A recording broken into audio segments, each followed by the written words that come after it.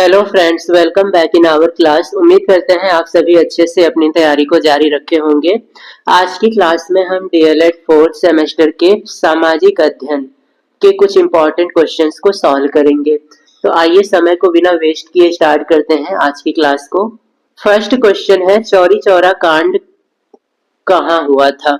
गोरखपुर, लखनऊ, कानपुर, जौनपुर। तो इनमें से किस शहर में चौरी चौरा कांड हुआ था और साथ ही साथ कब हुआ था, आप ये भी कमेंट करेंगे। चौरी चौरा कांड हुआ था उत्तर प्रदेश के गोरखपुर जिले के चौरी चौरा नामक कस्बे में। तो इस कस्बे का नाम था चौरी चौरा। और इस कांड में हुआ ये था कि कुछ विद्रोहियों ने पुलिस थाने में आग लगा दी थी, जिससे कुछ पुलिस कर्मियों की मृत्यु हो गई थी। और यह कांड हुआ था 5 फरवरी 1922 ईस्वी को। और साथ ही साथ आपको ये भी याद रखना है कि इस घटना से आहत होकर गांधी जी ने असहयोग आंदोलन को वापस ले लिया था। तो गांधी जी ने चौरी चौरा कांड के फलस्वरूप असहयोग आंदोलन को वापस लिया था। असहयोग आंदोलन।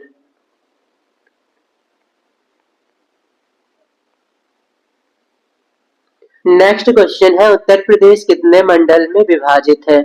18, 19, 20 और 21। उत्तर प्रदेश में कुल 75 जिले हैं और इन 75 जिलों को कितने मंडल या कितने भागों में विभाजित किया गया है, ये आपका क्वेश्चन है। तो उत्तर प्रदेश में मंडलों की संख्या कितनी है? तो आपको याद रखना है उत्तर प्रदेश में 18 मंडल वर्तमान समय में है।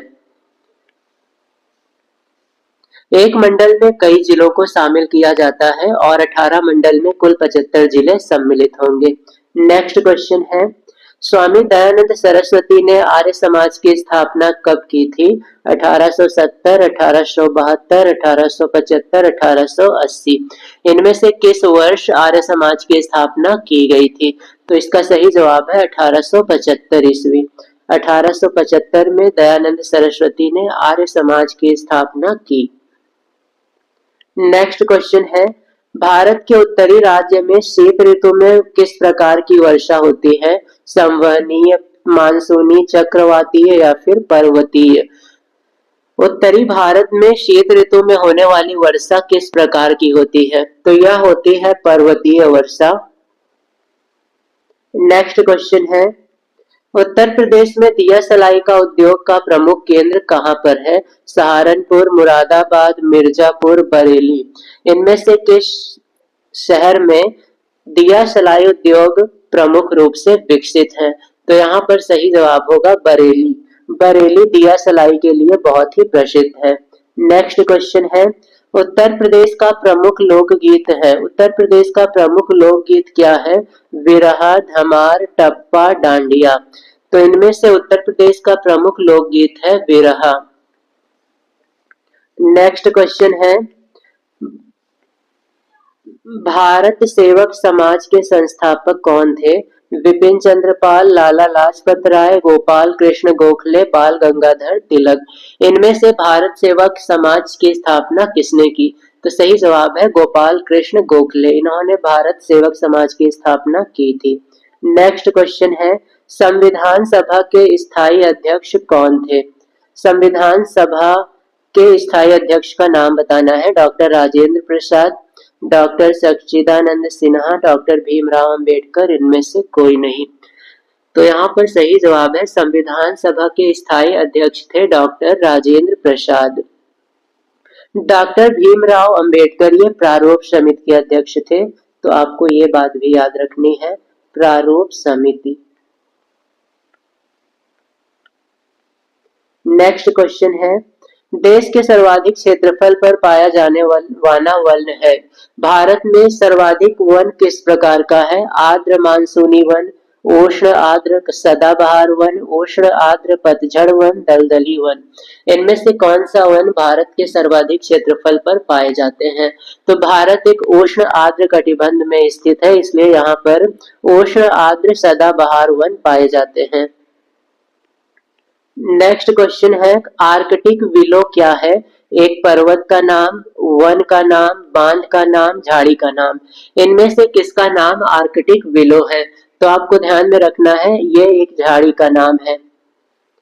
नेक्स्ट क्वेश्चन है, संयुक्त राष्ट्र संघ की स्थापना कब हुई थी और कहाँ हुई थी, इसका मुख्यालय कहाँ पर है? ये सभी क्वेश्चंस आपके लिए इंपॉर्टेंट है। संयुक्त राष्ट्र संघ की स्थापना 22 जुलाई 1945, 24 अक्टूबर 1945, 24 अक्टूबर 1946, 14 सितंबर 1948। तो इनमें से 24 अक्टूबर 1945 को संयुक्त राष्ट्र संघ की स्थापना हुई थी। नेक्स्ट क्वेश्चन है, हिमालय पर्वत की सबसे ऊंची चोटी का क्या नाम है? एवरेस्ट, कंचनजंगा, गाडविन आश्विन, नंदा देवी। इनमें से हिमालय पर्वत की सबसे ऊंची चोटी का नाम है माउंट एवरेस्ट। नेक्स्ट क्वेश्चन है, भारत छोड़ो आंदोलन कब प्रारंभ किया गया था? 1946, 1942, 1930, 1932। इनमें से किस वर्ष भारत छोड़ो आंदोलन प्रारंभ किया गया? तो आपको ध्यान में रखना है, भारत छोड़ो आंदोलन का प्रारंभ 8 अगस्त 1942 में हुआ था। तो 1942 और इसी में जोड़ लेंगे 8 अगस्त। 8 अगस्त 1942 को भारत छोड़ो आंदोलन प्रारंभ किया गया था। नेक्स्ट क्वेश्चन है, गांधी जी ने दक्षिण अफ्रीका से लौटने के बाद प्रथम सफल सत्याग्रह आंदोलन कहां पर किया था? दांडी, खेड़ा, बारदोली, चंपारण। गांधी जी ने दक्षिण अफ्रीका से लौटने के बाद जो सर्वप्रथम अपना सत्याग्रह आंदोलन किया था वह चंपारण में किया था। सही जवाब है चंपारण। नेक्स्ट क्वेश्चन है, थियोसोफिकल सोसाइटी का निम्नलिखित में से विशेष संबंध किससे रहा है? सविनय अवज्ञा आंदोलन, बहिष्कार एवं स्वदेशी असहयोग आंदोलन, होम रूल लीग। इनमें से किसका संबंध थियोसोफिकल सोसाइटी से है? थियोसोफिकल सोसाइटी की स्थापना मैडम ब्लावत्स्की और कर्नल आलकाट ने 1875 में किया था और साथ ही साथ इसका संबंध था होम रूल लीग से। तो यहाँ पर सही जवाब है होम रूल लीग, जिसे एनी बेसेंट ने स्टार्ट किया था। होम रूल लीग को स्टार्ट किया है एनी बेसेंट ने। Annie Besant. नेक्स्ट क्वेश्चन है, वायुमंडल का भार सर्वाधिक किस मंडल में होता है? किस मंडल में वायुमंडल का भार सबसे ज्यादा है? क्षोभ मंडल, समताप मंडल, आयन मंडल, ओजोन मंडल। इनमें से सबसे ज्यादा भार होता है क्षोभ मंडल में, क्योंकि इसमें भारी गैसें पाई जाती हैं, भारी गैसें।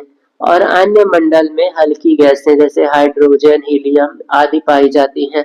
तो भारी गैसें नीचे वाली परत में होती हैं और हल्की गैसें ऊपर वाली परत में। नेक्स्ट क्वेश्चन है, महात्मा गांधी के राजनीतिक गुरु कौन थे? गोपाल कृष्ण गोखले, सुभाष चंद्र बोस, देश बंधु चित्तरंजन दास या फिर इनमें से कोई नहीं? महात्मा गांधी के राजनीतिक गुरु का नाम है गोपाल कृष्ण गोखले। तो ये क्वेश्चन आपके लिए बहुत ज्यादा इंपॉर्टेंट है। नेक्स्ट क्वेश्चन है, सुभाष चंद्र बोस के राजनीतिक गुरु कौन थे? गोपाल कृष्ण गोखले, देश बंधु चित्तरंजन दास, जवाहरलाल नेहरू, इनमें से कोई नहीं? सुभाष चंद्र बोस के राजनीतिक गुरु का नाम है देश बंधु चित्तरंजन दास। ये सुभाष चंद्र के राजनीतिक गुरु हैं। नेक्स्ट क्वेश्चन है, सुभाष चंद्र बोस को सर्वप्रथम नेताजी किसने कहा था? Adolf Hitler, MG Ranade, Gopal Krishna Gokhale, Mohammad Ali Jinnah. इनमें से सुभाष चंद्र बोस को सबसे पहले नेताजी एडोल्फ हिटलर ने कहा था। नेक्स्ट क्वेश्चन है, दिल्ली चलो, दिल्ली चलो का नारा किसने दिया? सुभाष चंद्र बोस, भगत सिंह, महात्मा गांधी, जवाहरलाल नेहरू। इनमें से दिल्ली चलो, जय हिंद, तुम मुझे खून दो मैं तुम्हें आजादी दूंगा, ये सभी नारा सुभाष चंद्र बोस ने दिया था। तो ये क्वेश्चन भी आपके लिए बहुत इंपॉर्टेंट है। नेक्स्ट क्वेश्चन है, गांधी इरविन समझौता कब हुआ था? 5 मार्च 1931, 4 मार्च 1931, 3 मार्च 1931 या फिर इनमें से कोई भी नहीं? गांधी इरविन समझौता कब हुआ था, ये आपको बताना है। तो गांधी इरविन समझौता 5 मार्च 1931 ईस्वी को हुआ था और साथ ही साथ यह लंदन में हुआ था। तो आप ये भी याद रखेंगे कि यह समझौता लंदन में हुआ था और महात्मा गांधी तथा लॉर्ड इरविन, तो नाम से ही पता चल रहा है गांधी जी और इरविन के बीच में यह समझौता हुआ था। नेक्स्ट क्वेश्चन है, आजाद हिंद फौज का पुनर्गठन किसने किया? महात्मा गांधी, पंडित जवाहरलाल नेहरू, सुभाष चंद्र बोस, भगत सिंह। इनमें से आजाद हिंद फौज का गठन किसने किया था? आजाद हिंद फौज का गठन किसने किया?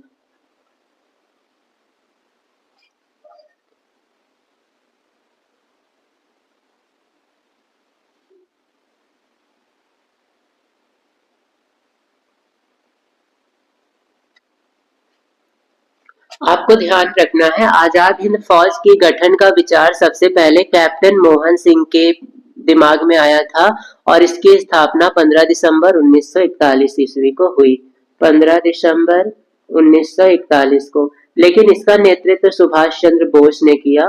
तो यहाँ पर सही जवाब है सुभाष चंद्र बोस। उन्होंने ही इसका नेतृत्व किया।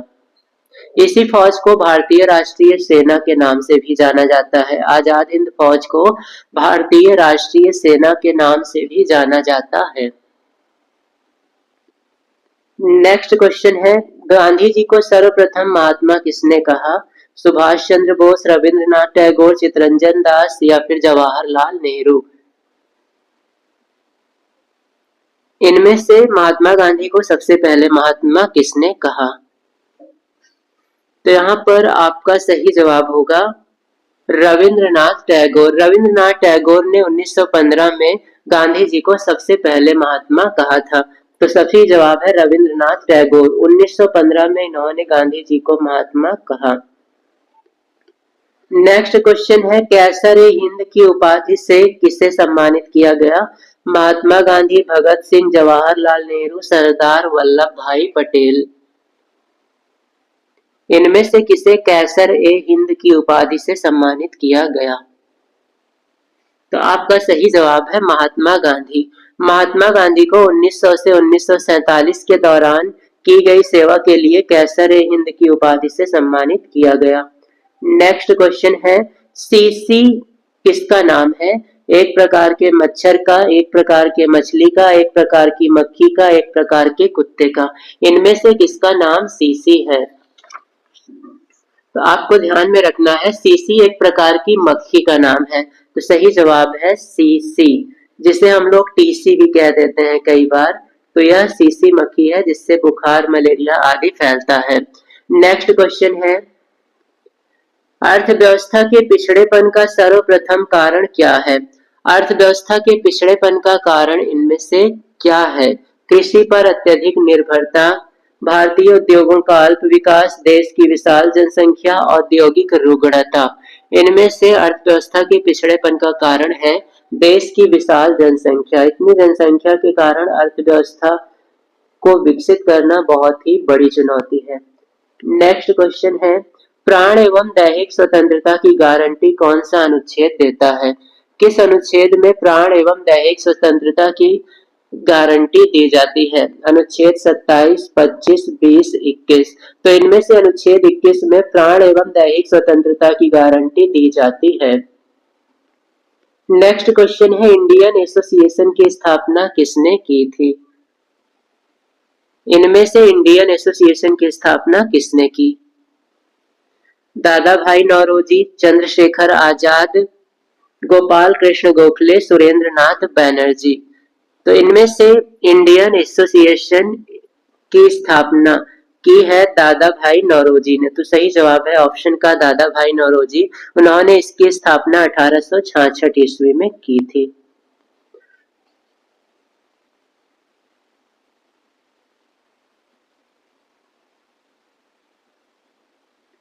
नेक्स्ट क्वेश्चन है, मलेरिया की दवा कुनैन किससे बनाई जाती है? मदार के पत्ते से, भांग के पत्ते से, नीम की छाल से, सिनकोना वृक्ष की छाल से। इनमें से किसकी छाल से कुनैन बनाई जाती है? तो कुनैन दवा बनाई जाती है सिनकोना पेड़ की छाल से। तो सही जवाब है ऑप्शन घ। तो इस प्रकार से ये थे टॉप 30 क्वेश्चंस जो आपकी एग्जाम के लिए काफी इंपॉर्टेंट है। आप इन क्वेश्चंस को अच्छे से तैयार करें और साथ ही साथ अगर आप चैनल पर नए हैं तो चैनल को सब्सक्राइब कर लें ताकि हमारी डेली क्लासेज आप तक पहुंचती रहे।